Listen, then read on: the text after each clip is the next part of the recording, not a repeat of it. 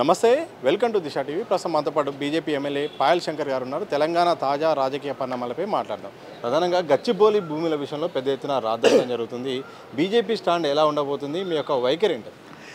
ఈ రాష్ట్రంలో విద్యాలయాలకు సంబంధించినటువంటి భూములు కావచ్చు, లేదా రాష్ట్ర ప్రజలకు సంబంధించినటువంటి మిగతా ఏ భూములైనా కావచ్చు, ప్రభుత్వం అమ్మి ఆ సొమ్ము ద్వారా ఈ రాష్ట్రాన్ని పరిపాలిస్తాము అని అంటే ఇది మూర్ఖమైనటువంటి ఆలోచన. గతంలో ప్రభుత్వం కూడా ఈ రకమైనటువంటి కార్యక్రమాలు చేసింది. ఆ రోజు ప్రతిపక్షంలో ఉన్నప్పుడు కాంగ్రెస్ పార్టీ మాట్లాడినటువంటి మాటలు ఒక్కసారి గుర్తుంచుకోవాలి. ఈరోజు యూనివర్సిటీకి అవసరమైనటువంటి ఆ భూముల్ని ఒక పక్క విద్యార్థులు, మిగతా మేధావులంతా కూడా ప్రజలంతా ఆందోళన వ్యక్తం చేస్తూ ఉన్నారు. రేపు అవసరం అనుకుంటే డబ్బు ఎక్కడి నుండన్నా కూడా తీసుకురావచ్చు.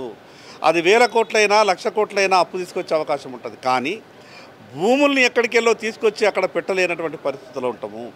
భవిష్యత్తు తరాల భవిష్యత్తును దృష్టిలో ఉంచుకొని ప్రభుత్వం చేస్తున్నటువంటి ఆ యొక్క ఆలోచనని విరమించుకోవాలని భారతీయ జనతా పార్టీ ఈ ప్రభుత్వాన్ని డిమాండ్ చేస్తూ ఉంది. తెలంగాణ ప్రభుత్వం తాజాగా ఒక ప్రకటన కూడా విడుదల చేసింది. ఆ భూమి అనేది మొత్తం ప్రభుత్వ పరిధిలోనే, హెచ్సియుకి ఎలాంటి సంబంధం లేదు, అభివృద్ధి కోసము, సుస్థిరాభివృద్ధి కోసం కూడా మేము దాన్ని ఒక ముందడుగేస్తున్నాం తప్ప యూనివర్సిటీకి సంబంధం లేదని కూడా బహిరంగ ప్రకటన విడుదల చేసింది. దానికి యూనివర్సిటీకి సంబంధించిన భూములు కావు, యూనివర్సిటీ పేరు మీద మేము బదలాయించలేదు అని మాట్లాడుతున్నటువంటి ప్రభుత్వం, ఈ రాష్ట్రంలో అనేక ప్రభుత్వ కార్యాలయాల పేర్ల మీద భూములు లేవు, అనేక ఇన్స్టిట్యూషన్స్ పేర్ల మీద కూడా భూములు లేవు.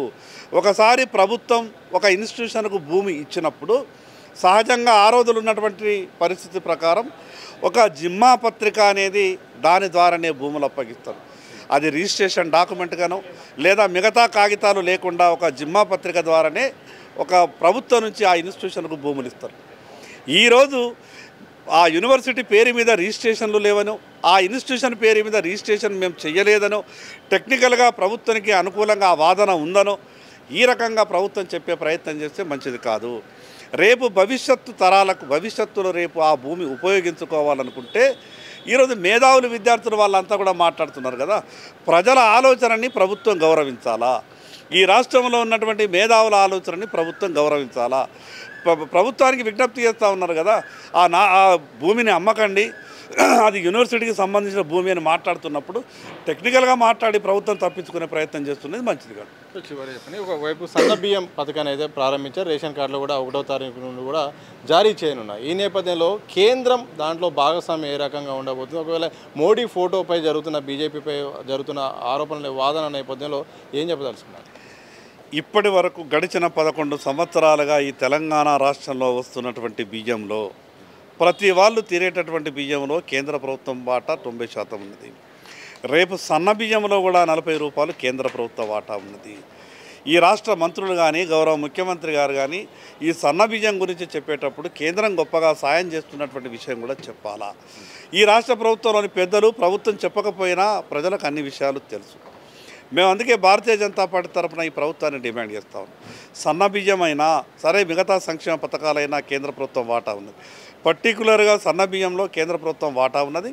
అక్కడ ఉన్నటువంటి అన్ని రేషన్ దుకాణాలలో నరేంద్ర మోడీ గారి ఫోటో కూడా పెట్టాలి. Okay, thank you. మొత్తంగా సన్న బియ్యం విషయంలో కానీ, మిగతా సంక్షేమ పథకాల విషయాల్లో కానీ బీజేపీ వాటా ఉంది. కేంద్రం కూడా రాష్ట్ర ప్రభుత్వానికి నిధులు ఇస్తుంది. కానీ ఎక్కడ కూడా కేంద్ర ప్రస్తావన తీసుకురావట్లేదు. ఇప్పటికైనా రేషన్ షాపుల దగ్గర మాత్రం మోడీ ఫోటో పెట్టాల్సిన అవసరం ఉంది. అలాగే ఏదైతే గచ్చిబౌలి భూముల విషయం ఉందో, ప్రధానంగా అది యూనివర్సిటీకి సంబంధించిన భూమినే, కానీ సాంకేతికంగా ప్రభుత్వ హయాంలో ఉంది. ఇలా భూములు అమ్ముకుంటూ, అభివృద్ధి పేరుతో భూములు అమ్ముకుంటూ పోతే భవిష్యత్తులో భూమి దొరకదు. ఇప్పటికైనా ఆ విధానాన్ని వెనక్కి తీసుకోవాలి. ఆ యూనివర్సిటీకి ఆ భూములు అలాగే ఉంటే భవిష్యత్ తరాల విద్యా సంబంధించిన విషయానికి కూడా ఎంతో ఉపయోగపడుతుందని కూడా బీజేపీ ఎమ్మెల్యే పాయల్ శంకర్ స్పష్టం చేసిన సందర్భం చూడొచ్చు. కెమెరా పర్సన్ వంశీతో సతీష్, దిశ టీవీ, హైదరాబాద్.